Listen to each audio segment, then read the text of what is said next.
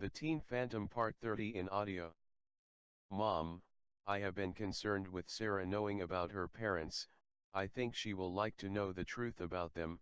She is very stable and understanding. She knows she has a mother that loves her as her real mother did. There have been no parents on earth that loved their little girl as they did Sarah. Sarah's parents were of Middle East descent. They were half Irish except a very small part Oriental. They were very noble and upright and were very close friends of your grandfather. He could not disclose her parents' native country or their residence. They were in serious danger, so they petitioned your grandfather to smuggle Sarah out of the country as soon as Sarah was stable enough. It was about a week and a half. They delivered her to the gate of the school when she was 3 weeks old. Your grandfather knew her parents' last name. He did not tell me for security and safety, no one should know. He did say her middle name was May. That is what is on the legal papers. Legal papers, what do you mean? Your grandfather said he had no idea how Dad was able to do it. Sarah has been legally my little girl since she was 10 months old. What a fantastic tale. I was unaware of anyone knowing about her parents. Your father insisted that she have no other name but Sarah, and to think that all this time she was a Chatman. I always wondered about you being the one that found her in the little basket by the school gate. You had just turned 6 years old. I was frantic when your father said you and Jane were going to have full care of her as her foster mothers. I thought it was the stupidest decision he had ever made. There has been no baby born on earth that had the care that she received. Somehow you two knew when she was peeing in her diaper and you changed it immediately. The same was true when she had a bowel movement. Sometimes, it would be very gratifying, then it would bring those thoughts back of me losing my baby boy, then the sorrow of, no, I should not say what I had planned to say. I shouldn't even think about it. It is past and gone. I have you now and possibly my little boy. With a cheerful smile, go ahead Sasha, this is great. Both of Sarah's parents were alive until she was a year old. Did her parents know she was going to be in the care of a 6 and an 11-year-old girl? Her parents had many candid movies of Jane and me as we were growing up. They were well prepared to make their decision, and though Jane was much older, their request was for me to be her mother. They knew both of us would be raising her. When the lights come on, Sarah says, is it okay if I stand up to the balcony rail? I would like to watch everyone come in. It would be just fine. It will be very interesting for you. Sasha, I would like to tell you of an experience I had. A few weeks back, some old friends of mine wanted me to visit them in Cheyenne. I really needed to get away for a while. I accepted their invitation. It was a very wonderful experience. I came back home with a much better mental condition.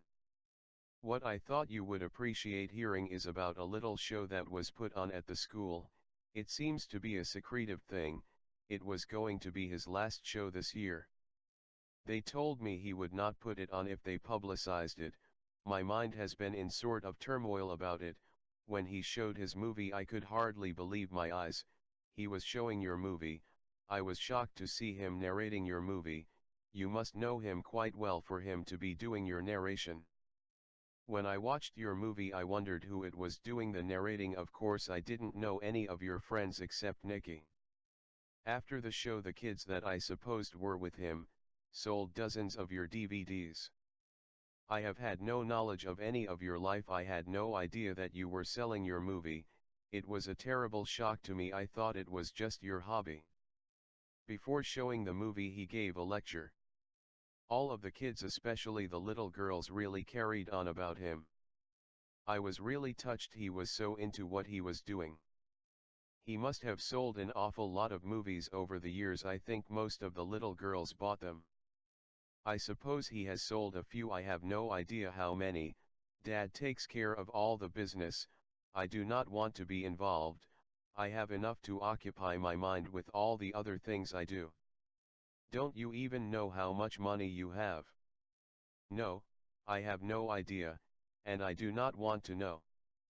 Dad has people that take care of all those things. It is not just Nikki, I have a whole gang that works with me. I could never do what I do alone even with just Nikki and myself. You remember Jim, the boy I introduced you to yesterday? He is one of my most loyal associates. He is closer than my own brother. Your brother?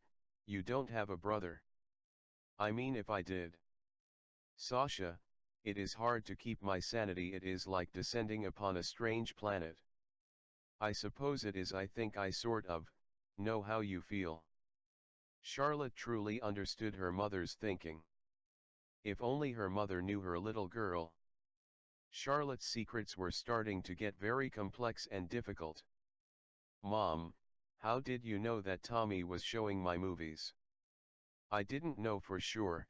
I overheard your father on the phone, then I was snooping around in your library and I run across this movie, The Truth About Our Planet.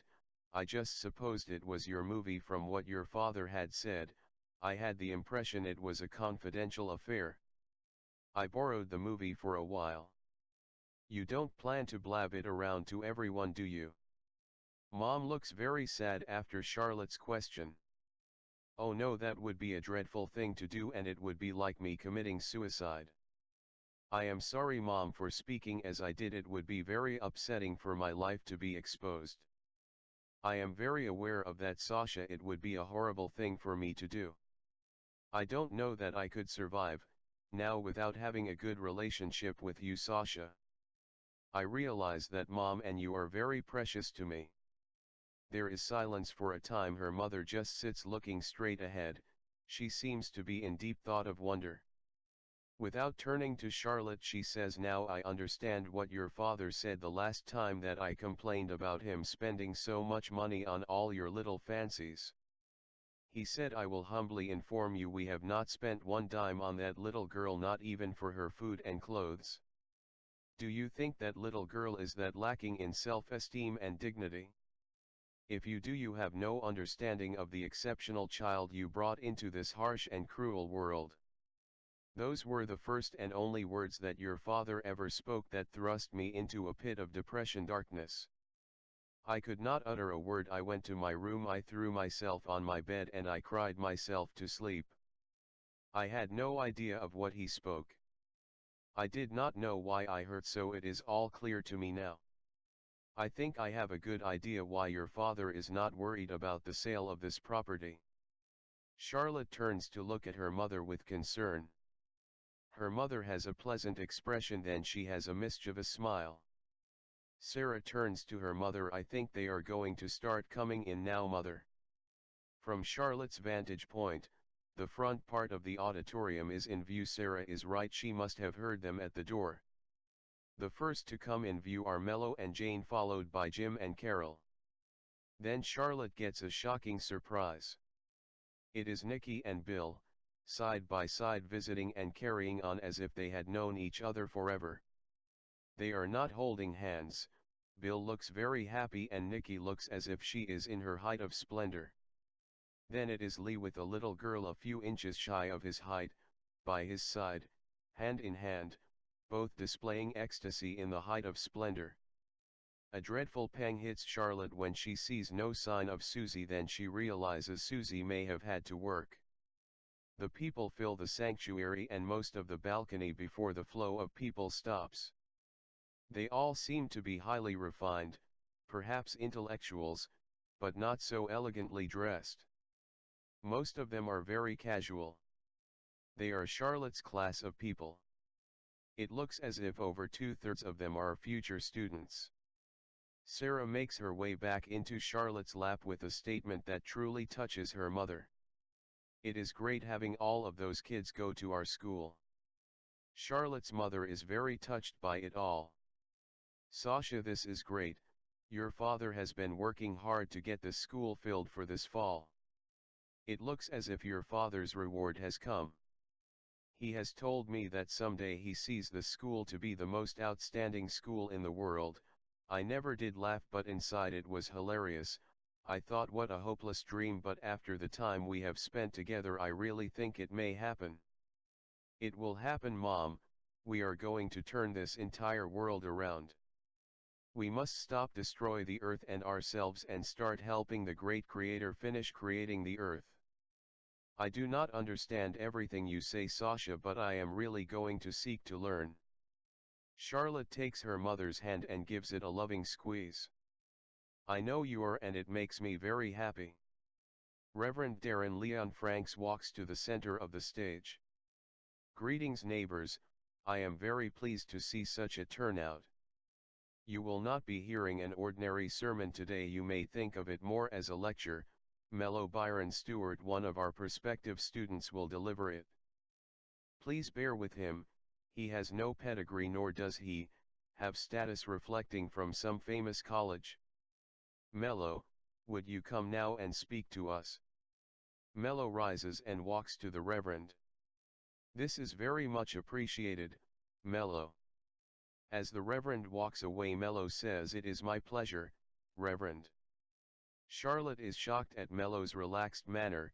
He scans the audience. It may be a shock to some in our midst, but many of you are not strangers. Mello walks to his far right of the stage. He looks at the people in the front rows. The Teen Phantom may be here today. He was invited, and I would like to express my gratitude. His compassion, dedication to truth, and fearless determination to turn this world around has left an imprint on my spirit that will remain through eternity. I am sure there are those, though not privileged to know him personally, as I do, feel the same as I. I beg of you, who know him personally, take extreme caution not to disclose his identity. It would be so unkind and disloyal. Charlotte is extremely shocked. In mind she sort of grumble again. That is very clever of you, Mello. Just who invited him? I am certainly grateful that everyone's eyes are riveted on you, Mello. There are times my face feels uncomfortably warm. She was so concerned that later she had wondered if she had spoken out loud.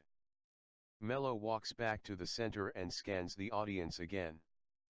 I would like to begin with a cherished little prayer. It was written by the Teen Phantom.